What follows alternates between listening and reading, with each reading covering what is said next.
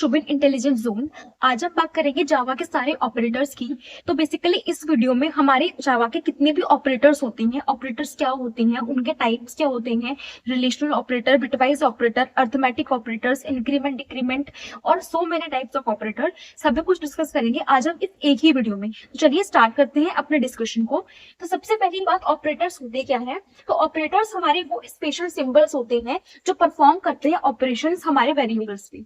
तो अगर आप कहीं भी डेफिनेशन पढ़ेंगे तो आपको यही डेफिनेशन मिलेगी, operators are nothing but the special symbols that perform operations on variables and constants. तो हमारे वेरिएबल और कांस्टेंट्स पे ऑपरेशन परफॉर्म करने वाली चीज को हम ऑपरेटर बोलते हैं।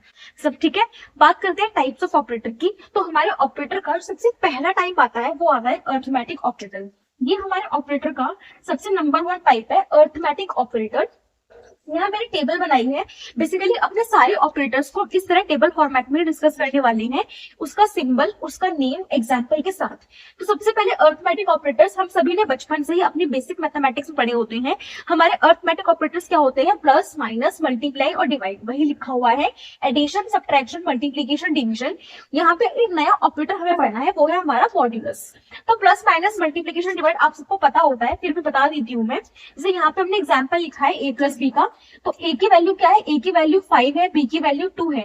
तो अगर मैं एडिशन परफॉर्म करूंगी तो a प्लस बी मतलब कि 5 प्लस 2 क्या आएगा, हमारा आंसर 7 आएगा, राइट। माइनस यानी कि सब्ट्रैक्शन में हम लिखेंगे a माइनस बी, तो 5 माइनस 2 हमारा क्या आएगा, 3 आएगा। मल्टीप्लीकेशन की अगर मैं बात करूं तो 5 मल्टीप्लीकेशन 2 हमारा क्या आएगा, 10 आएगा। और 5 को अगर मैं 2 से डिवाइड करना चाहूँ तो हमारा 2.5 आएगा। तो ये सब कुछ तो पता ही है आपको, एडिशन, सब्ट्रैक्शन, मल्टीप्लिकेशन और डिवीजन। थोड़ा जो नया आता है वो नया आता है हमारा मॉड्यूलस। मॉड्यूलस क्या करता है, बेसिकली अगर मैं बात करूँ इन दोनों में, डिवीजन में मॉड्यूलस में क्या अंतर है। अब आप कहिए साइन के अनुसार तो खाली डॉट्स का अंतर है, इसमें नहीं है और इसमें है, राइट। पर देखते हैं काम कैसे करते हैं। तो हमने 5 को करना है 2 से डिवाइड। डिवीजन में भी मैं 5 को 2 से डिवाइड करती हूँ और मॉड्यूलस में भी। आंसर में आंसर क्या आता है वो देखते हैं। तो 2 2 जा 4, राइट, 1.0, 2 5 जा 10, दिस वन, ठीक है। अब यहाँ पे क्या हुआ, यहाँ पे बेसिकली ये हुआ कि अगर मैं देखूं डिवीजन वाले आंसर में तो क्या आएगा, 2.5 आएगा। डिवीजन का आंसर क्या है मेरा, 2.5 है। बट अगर मैं बात करूं a मॉड्यूलस b की, तो जो आपका रिमाइंडर बचता है, बेसिकली a मॉड b मुझे रिमाइंडर देता है। जैसे कि अगर मैं डिवाइड करूं 2 को 5 से दोबारा, 2 2 जा 4, रिमाइंडर क्या बचा, 1। तो a मॉड b यानी कि 5 मॉड 2 क्या आएगा, 1 आएगा। जिस प्रकार a डिवाइड बाय b में मैं ये आंसर लिखती हूँ, जो यहाँ पे वैल्यू आती है वो मेरा आंसर होता है, उसी प्रकार जब मैं a मॉड b करती हूँ तो जो मेरा रिमाइंडर बचता है वो मेरा आंसर होता है, ठीक है। अब आप कहेंगे कि 2.5 डिवाइड कर दिया तो रिमाइंडर तो 0 आया, नहीं, ऐसा नहीं हो सकता। आप अगर 2 और 5 को पहले में बिना पॉइंट लगाए डिवाइड करते हो तो आंसर विल बी द 1। तो a मॉड भी 1 ही होगा। क्यों, क्योंकि 5 को मैं 2 से डिवाइड करती हूँ तो 5 2 से कंप्लीटली डिविजिबल नहीं होता है, हमारा 1 रिमाइंडर बचता है।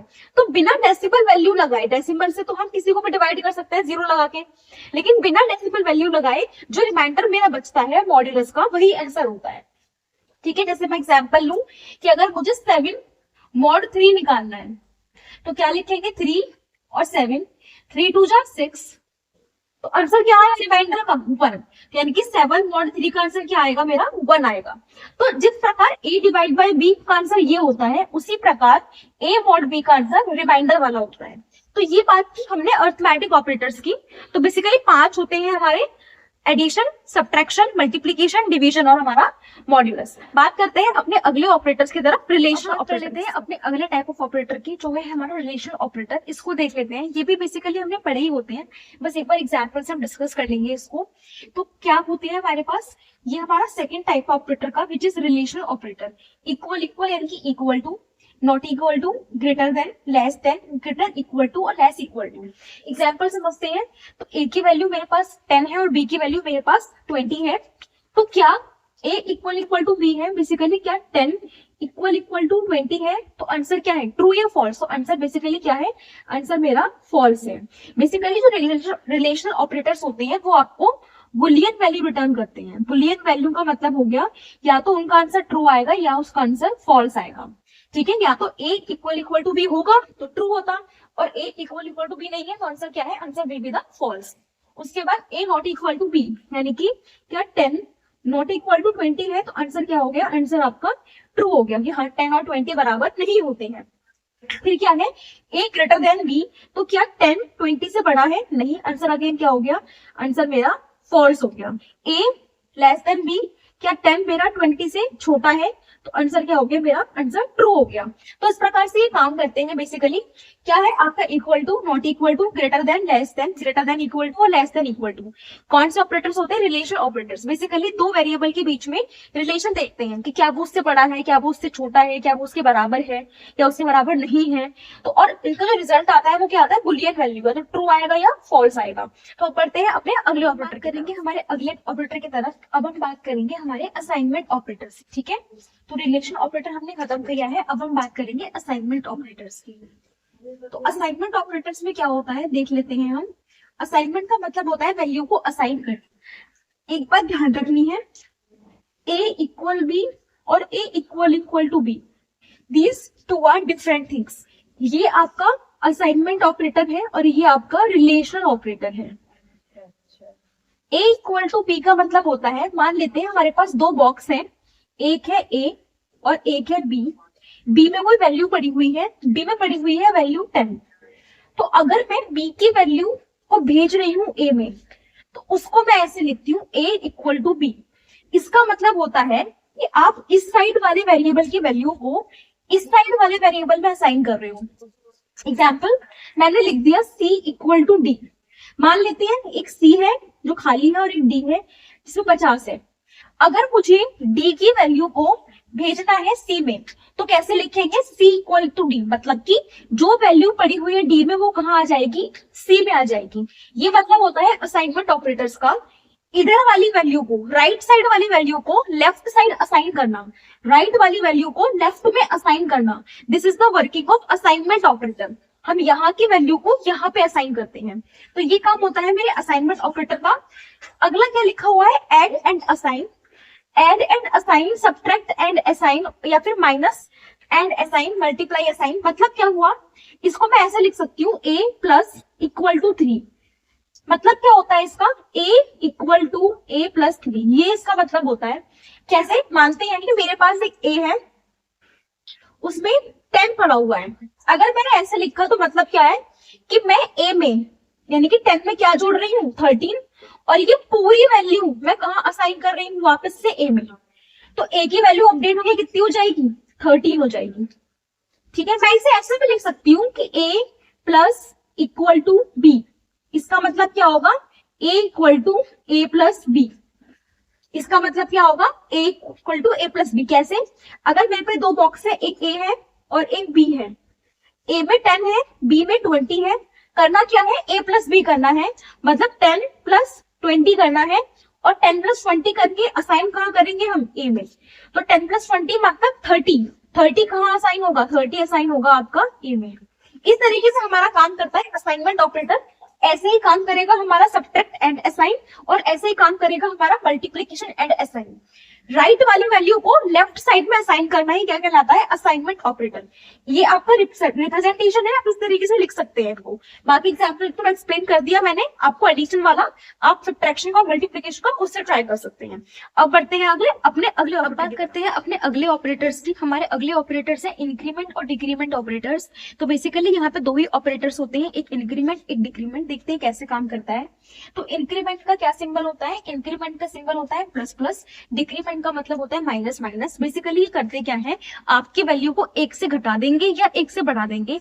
जैसे कि अगर मेरे a की वैल्यू 5 है तो इंक्रीमेंट क्या करेगा, उसे 5 से 6 कर देगा, और डिक्रीमेंट क्या करेगा, उसे 5 से 4 कर देगा। तो अगर आपको अपने वेरिएबल की वैल्यू 1 से घटानी या 1 से बढ़ानी होती है तो हम इंक्रीमेंट एंड डिक्रीमेंट का यूज करते हैं। बट ये दो तरीके से यूज होता है, एक होता है पोस्ट इंक्रीमेंट और पोस्ट डिक्रीमेंट, एक होता है प्री इंक्रीमेंट या प्री डिक्रीमेंट। तो देख सकते हैं आप यहाँ पे लिखा हुआ है प्री इंक्रीमेंट और ये है हमारा प्री डिक्रीमेंट। उसके अलावा जो बाद में लिखा हुआ है वो है मेरा पोस्ट इंक्रीमेंट और पोस्ट डिक्रीमेंट। काम कैसे करता है वो देख लेते हैं। तो मान लीजिए मेरे पास एक वेरिएबल है a, उसकी वैल्यू 5 है। तो क्या बना लेते हैं कि एक ए वेरिएबल उसकी वैल्यू 5 है, ठीक है। अगर मैं यूज कर रही हूँ प्री इंक्रीमेंट, और ऐसा मान लेते हैं कि मेरे पास एक वेरिएबल ए है, मुझे इसको प्रिंट कराना है स्क्रीन पे, ठीक है। तो अगर मैं प्री इंक्रीमेंट के थ्रू इसे प्रिंट कराऊंगी तो ये पहले इंक्रीमेंट होगा फिर प्रिंट होगा, समझ गए आप बात को। तो प्री इंक्रीमेंट क्या करता है, प्री इंक्रीमेंट पहले इसको, अगर मैं लिखूं प्लस प्लस 5, तो पहले वो इसको इंक्रीमेंट करेगा, यानी कि पहले वो इसको बढ़ाएगा, 5 से 6 करेगा, देन वो प्रिंट होगा। तो प्री का मतलब क्या होता है कि पहले इंक्रीमेंट हो जाएगा उसके बाद वैल्यू प्रिंट होगी। पोस्ट का मतलब क्या होता है, अगर मैं इसको इस तरह लिखूं 5 प्लस प्लस, तो पहले 5 प्रिंट होगा, बाद में वैल्यू क्या आएगी, 6 आएगी, समझ गए आप बात को। तो प्री का मतलब क्या होता है कि पहले इंक्रीज होता है फिर वो काम में आता है, और पोस्ट का मतलब पहले आप ए को काम में ले लो फिर उसको बढ़ाओ। तो यहाँ पे क्या है कि ए की वैल्यू 5 है ना, तो पहले इंक्रीज हो जाएगी फिर वो वैल्यू काम में आएगी। तो अगर आपने 5 लिया है तो वैल्यू जो आप यूज कर पाओगे इसके थ्रू 6 यूज कर पाओगे, क्योंकि आप प्री इंक्रीमेंट यूज कर रहे हो, है ना। और अगर आप पोस्ट लिखोगे पहले आप उस ए को 5 के तौर पे यूज कर लोगे, बाद में उसकी वैल्यू बढ़ के 6 होगी। वही फंडा हमारे प्री डिक्रीमेंट या प्री पोस्ट डिक्रीमेंट का है। अगर माइनस माइनस ए है तो मैं प्री डिक्रीमेंट के थ्रू 5 यूज नहीं कर सकती, मैं क्या यूज करूंगी 4, क्योंकि वो पहले वैल्यू घट जाएगी 1 से, फिर मैं उसे यूज कर पाऊंगी क्योंकि मैं प्री डिक्रीमेंट यूज कर रही हूँ। बट अगर मैं पोस्ट डिक्रीमेंट यूज करूंगी तो पहले मैं 5 यूज कर लूंगी, बाद में उसकी वैल्यू घटेगी। तो अगर आपको पहले वैल्यू यूज करनी है उसके बाद उसे घटाना या बढ़ाना है तो आप पोस्ट यूज करेंगे कि पहले एज इट इज 5 को यूज कर लो फिर उसको इंक्री या डिग्री कर लो। लेकिन अगर आपको वैल्यू 1 से घटा के और बढ़ा के ही यूज करनी है, एक वैल्यू आप कम या ज्यादा लेकर ही चल रहे हो, तो फिर आप प्री यूज करो। प्री में वैल्यू पहले घटती है या बढ़ती है अकॉर्डिंग टू इंक्रीमेंट और डिक्रीमेंट, फिर यूज में आती है।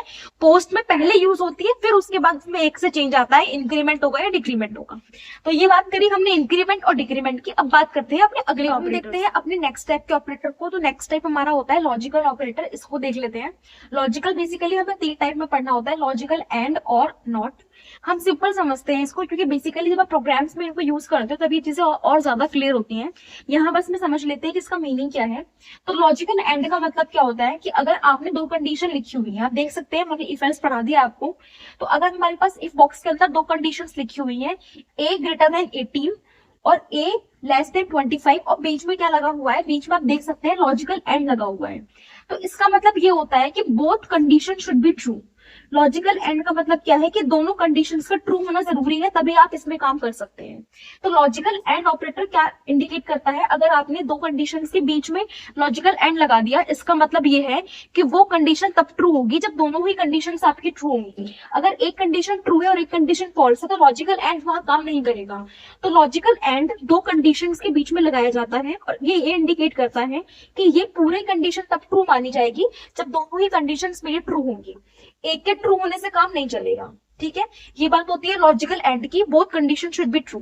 फिर बात करते हैं लॉजिकल और की। लॉजिकल और में क्या होता है, अब यहाँ पे मैंने 2 कंडीशन लिखी है। एक में मैंने लिखा है कि a जो है वो 18 से बड़ा है, दूसरी लिखी है मैंने कि a जो है वो इक्वल 25 है, और बीच में क्या लगाया हुआ है, बीच में लगाया हुआ है मैंने लॉजिकल और। तो लॉजिकल और का मतलब ये होता है कि दोनों में से अगर एक कंडीशन पे ट्रू होगी तो ये वाला बॉक्स काम कर जाएगा। तो लॉजिकल एंड में क्या होता है कि आपने जिन 2 कंडीशंस के बीच में लॉजिकल एंड लगाया है उन दोनों कंडीशंस का ट्रू होना जरूरी है, तो लॉजिकल एंड आएगा। अगर आपकी कोई एक कंडीशन ट्रू होगी तो भी आप काम कर सकते हो तो लॉजिकल और आएगा। तो 2 कंडीशन के बीच में लगते हैं लॉजिकल एंड और लॉजिकल और। एंड में दोनों कंडीशन का ट्रू होना जरूरी होता है और में कोई एक भी अगर ट्रू होती है तो मेरा काम बन जाता है। नॉट क्या करता है, नॉट का मतलब होता है कि आपकी कंडीशन को उल्टा कर देना। जैसे कि मान लीजिए मैंने लिखा है कि a ग्रेटर देन b है, अगर कंडीशन ट्रू है तो कोई दिक्कत ही नहीं है, बट अगर कंडीशन फॉल्स हो गई तो वो नॉट हो गया। नॉट का मतलब क्या है कि आपने कोई कंडीशन लिखी है, अगर वो फॉल्स हो गई तो मतलब कि वो नॉट हो गया। नॉट का मतलब क्या है, मान लीजिए मैंने लिखा, कंडीशन लगाई कि बारिश हो रही है, अगर बारिश हो रही है तो हम ग्राउंड में नहीं जाएंगे, अदरवाइज हम ग्राउंड में जाएंगे।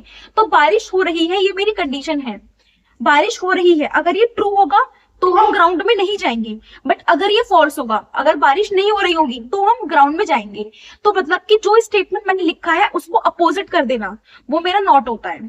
तो ए अगर बी से बड़ा है तो ठीक है, बट अगर ए बी से बड़ा नहीं है तो एक छोटा होगा, सिंपल सी बात है ना, दो ही बातें होंगी। कंडीशन ट्रू होगी तो बात ही खत्म है, बट अगर कंडीशन फॉल्स होगी तो ये नॉट हो जाएगा। नॉट मतलब कि अपोजिट हो जाएगा, उल्टा हो जाएगा, क्योंकि अगर कंडीशन फॉल्स होगी तो मतलब ए बी से बड़ा नहीं होगा, उल्टा हो जाएगा। क्या होगा? ए बड़ा होगा बी से, सिंपल सी बात है। इस प्रकार हमारा काम करता है। तो एंड का मतलब क्या है? दोनों कंडीशन ट्रू होंगे तब एंड आएगा, कोई एक ट्रू हो तब भी काम हो सकता है, तब हमारा और आता है। और अगर हम अपने स्टेटमेंट को उल्टा कर दें कि अगर ये चीज ट्रू नहीं है तो यही चीज ट्रू होगी, अगर ए बी से बड़ा नहीं है तो इस ए बी से छोटा होगा, वो नॉट हो गया। ठीक है, तो हमारा लॉजिकल नॉट आता है। अब बढ़ते हैं अपने अगले ऑपरेटर्स की तरफ, कंडीशनल ऑपरेटर्स। करते हैं अपने अगले ऑपरेटर्स के बारे में। तो बेसिकली हमारा जो अगले ऑपरेटर्स है वो है हमारे कंडीशनल ऑपरेटर्स। कंडीशनल ऑपरेटर को हम एक और नाम से भी जानते हैं, जो है हमारा टर्नरी ऑपरेटर।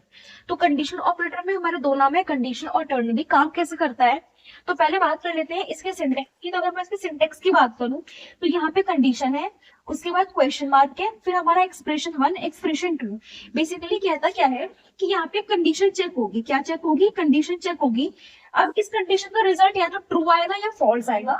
अगर इस कंडीशन का रिजल्ट ट्रू आता है तो एक्सप्रेशन 1 एग्जीक्यूट होगा, और अगर इस कंडीशन का रिजल्ट फॉल्स आता है तो एक्सप्रेशन 2 एग्जीक्यूट होगा। तो ये बेसिकली इसका मतलब होता है कंडीशनल और टर्नरी का। यहाँ पे तीन चीज लिखी है, 1 2 3, इसलिए इसका नाम क्या है? टर्नरी है। और यहाँ पे कंडीशन के रिजल्ट पर डिपेंड करता है कि एक्सप्रेशन 1 एग्जीक्यूट होना है या एक्सप्रेशन 2 एग्जीक्यूट होना है, इसलिए इसका नाम कंडीशनल ऑपरेटर्स भी है। तो कंडीशन अगर ट्रू होती है तो एक्सप्रेशन 1 एग्जीक्यूट होता है, कंडीशन अगर फॉल्स होती है तो एक्सप्रेशन 2 एग्जीक्यूट होता है। एग्जाम्पल देख लेती हूँ मैं। तो अगर मेरा एक कंडीशन है ए ग्रेटर देन बी, अगर ये ट्रू है, ए की वैल्यू वाकई में बी से बड़ी है, तो रिजल्ट पे क्या प्रिंट होगा? ए। कब? जब कंडीशन ट्रू होगी। अगर ये अपोजिट है, मतलब ए की वैल्यू बी से बड़ी नहीं है, कंडीशन अगर फॉल्स होती है तो क्या प्रिंट होगा? बी प्रिंट होगा। तो अगर ए की वैल्यू 20 है और बी की वैल्यू 10 है तो 20 ग्रेटर देन 10, कंडीशन क्या है मेरी? कंडीशन मेरी ट्रू है, तो क्या प्रिंट होगा? प्रिंट होगा मेरा ए, क्या? 20, यानी कि 20 आउटपुट आएगा। तो इस तरह काम करते हैं मेरे condition operator, ternary operator. Condition true तो एक्सप्रेशन फर्स्ट एग्जीक्यूट होता है, कंडीशन फॉल्स तो एक्सप्रेशन 2 एग्जीक्यूट होता है। अब बढ़ते हैं अपने अगले ऑपरेटर्स की तरफ, बिटवाइज ऑपरेटर। अपने अगले ऑपरेटर्स की हमारे अगला और लास्ट ऑपरेटर है बिटवाइज ऑपरेटर्स। तो बिटवाइज में बिटवाइज और पढ़ना है, बिटवाइज एंड पढ़ना है, बिटवाइज और पढ़ना है, लेफ्ट शिफ्ट और राइट शिफ्ट। तो एक एग्जाम्पल के साथ डिस्कस करते हैं। तो बिटवाइज और का मतलब क्या होता है? तो बेसिकली कैसे काम करता है? तो और में क्या है, अगर मेरे पास बिट्स हैं तो मुझे इसको मैन्युअली ऐड करना है, 0 1 0 0 0 1। तो बेसिकली यहाँ पे आउटपुट क्या आएगा? अगर मेरे दोनों बिट्स में से कोई एक बिट में 1 होगी तो 1 आएगा। कैसे? तो 1 1 को मैं क्या लिखूंगी? 1 1 में तो मेरे दोनों 1 है, तो आंसर क्या आएगा? 1। 0 1 में मेरा एक 1 है, तो आंसर क्या आएगा? 1। 1 0 में मुझे एक 1 मिल गया तो आंसर क्या आ गया? 1। बट 0 0 में मुझे एक भी 1 नहीं मिला तो आंसर क्या आ गया? 0। तो बेसिकली बिटवाइज और में क्या होता है कि अगर कोई एक बिट मेरी 1 होती है तो मेरा आउटपुट क्या आता है? 1 आता है। अगर मैं 2 बिट्स को ऐड कर रही हूँ, 2 बिट्स पे देख रही हूँ, तो अगर 2 बिट्स में से कोई एक बिट मेरी 1 है बिटवाइज के अंदर, बिटवाइज और के अंदर, अगर दोनों में से अगर मेरे पे 2 बिट है और दोनों में से कोई एक बिट की वैल्यू भी अगर मेरी 1 होगी तो आउटपुट पे क्या आएगा? 1 आएगा। तो यहाँ देखो 0 1 में से मेरी एक बिट 1 थी तो आउटपुट पे मैंने क्या लिखा है? 1 लिखा है। बट यहाँ देखो 0 0 में मेरे दोनों 0 थी, एक भी 1 नहीं था, तो मैंने क्या लिख दिया? 0 लिख दिया। बिटवाइज एंड में क्या होता है? बिटवाइज एंड में 1 तभी आता है जब दोनों 1 होते हैं, है ना? तो बिटवाइज एंड क्या है? बिटवाइज एंड में आपका 1 तभी आएगा जब दोनों 1 होंगे। देखते हैं, 1 1 दोनों 1 है, 1 आ गया। बट यहाँ देखो 0 1, अगर यही बिटवाइज और होता तो कोई एक 1 होने पर भी आउटपुट पे क्या आता? 1 आता। बट क्योंकि ये बिटवाइज एंड है तो इसमें क्या होगा? अगर दोनों में से कोई एक भी 0 होगी तो आउटपुट पे 0 आएगा। या बेसिकली हम ये बोल सकते हैं कि दोनों का 1 होना जरूरी है तभी आउटपुट पे क्या मिलेगा? आपको 1 मिलेगा। कोई एक भी 0 है तो आउटपुट पे 1 नहीं मिलेगा। बिटवाइज और में कोई एक भी 1 है तो मुझे 1 मिल जाएगा। बिटवाइज एंड में दोनों 1 होंगे तभी 1 मिलेगा। ये होता है बिटवाइज एंड। बिटवाइज जोर में क्या होता है? बिटवाइज जोर में आपको 1 1 मिलता है जब दोनों अपोजिट होते हैं, यानी कि अगर दोनों 0 है, दोनों 1 है तो आपको नहीं मिलेगा 1। अगर 1 0 1 1 1 0 1 1 है तो मिलेगा आपको 1। तो बिटवाइज और में क्या था? बिटवाइज और में ये है कि अगर दोनों में से कोई एक 1 है तो आपको 1 मिल जाएगा। दोनों में से कोई एक भी अगर 1 है तो 1 मिलेगा। एंड में दोनों 1 होंगे तभी 1 मिलेगा। और जोर में क्या है? अपोजिट होंगे तो 1 मिलेगा। अगर दोनों सेम है, चाहे वो 0 0 हो चाहे वो 1 1 हो, आपको 0 ही मिलेगा। बट 1 0 1 1 1 0 1 1 है तो आपको क्या मिलेगा, 1 मिलेगा। देखो दोनों 1 थे, दोनों बिट सेम थी, तो क्या मिला मुझे, 0 मिला। दोनों बिट सेम थी, दोनों बिट 0 थी, क्या मिला मुझे, 0 मिला। 1 मुझे कब मिल रहा है, जब 1 1 1 0 है, 1 1 1 0 है, यानी कि अपोजिट है, तब मुझे 1 मिल रहा है। अब बात करते हैं लेफ्ट शिफ्ट की। लेफ्ट शिफ्ट कैसे होता है, तो यहाँ पे देखो क्या है, ये 0 1 0 1, मुझे लेफ्ट शिफ्ट करना है। लेफ्ट का मतलब होता है कि मुझे इधर शिफ्ट करना है। कितनी वैल्यू है इसमें, 1 2 3 4, तो इसको लेफ्ट शिफ्ट करके भी कितनी वैल्यू बननी चाहिए, 1 2 3 4 बननी चाहिए। लेफ्ट शिफ्ट कैसे करते हैं, लेफ्ट शिफ्ट के लिए क्या करो, इसको काट दो। अगर लेफ्ट शिफ्ट कर रहे हैं, लेफ्ट का मतलब है इधर की तरफ, लेफ्ट का मतलब है ये, ऐसे आप शिफ्ट करेंगे। कैसे करेंगे, इसको काट दो, इस वाले 1 को यहाँ पे ले आओ, इस वाले 0 को यहाँ पे ले आओ, इस वाले 1 को यहाँ ले आओ, और ये जो खाली बच गया यहाँ पे क्या लिख दो, 0।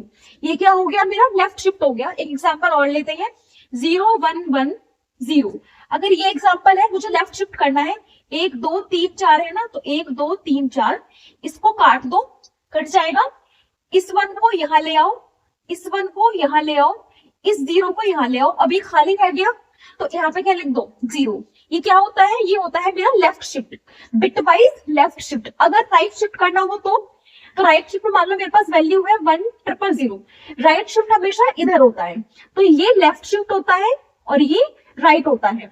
इधर की तरफ आएगा तो लेफ्ट होगा, उधर की तरफ जाएगा तो राइट होगा। अब चूंकि राइट शिफ्ट है इधर की तरफ, तो इधर वाली वैल्यू कटेगी। कितनी वैल्यू है ये, 1 2 3 4, 1 2 3 4, ये कट गया। ये वाला 0 यहाँ, ये वाला 0 यहाँ, ये वाला 1 यहाँ, और ये खाली रह गया ना, यहाँ पे क्या आ जाएगा, 0। तो वही है, लेफ्ट शिफ्ट में आप इधर की तरफ शिफ्ट करोगे तो इधर वाली वैल्यू काट दो, सारी वैल्यूज को एक की तरफ खिसका दो, जो एंड बच जाए उस पे क्या लिख दो, 0। राइट शिफ्ट में क्या करोगे, उधर की तरफ खिसकाओगे, तो उधर से स्टार्ट करके, बेसिकली सिंपल है, लेफ्ट शिफ्ट कर रहे हैं तो स्टार्ट करेंगे लेफ्ट से, राइट शिफ्ट कर रहे हैं तो स्टार्ट करेंगे राइट से। लेफ्ट शिफ्ट में लेफ्ट से स्टार्ट करके जो पहली बिट पड़ेगी, लेफ्ट से स्कैन कर रही हूँ ना, लेफ्ट से स्कैन कर रही हूँ, जो पहली बिट पड़ी वो काट दी, बाकी सारी को एक एक शिफ्ट कर दिया। एंड में एक स्पेस रह गया, वहां पे क्या आ गया, 0। राइट शिफ्ट में स्टार्ट करेंगे, राइट से स्टार्ट, तो राइट की बिट पहली बिट काट दो, बाकी सबको एक एक इधर खिसका दो, और जो एंड में बच जाएगा उसको क्या लिख दो, 0। तो ये हुए हमारे सारे operators, basically arithmetic operators, relational operators, bitwise operators, assignment operators, आपके कंडीशनल ऑपरेटर्स। तो सारे ऑपरेटर्स हमने डिस्कस कर लिए इस वीडियो में। Thank you, stay connected.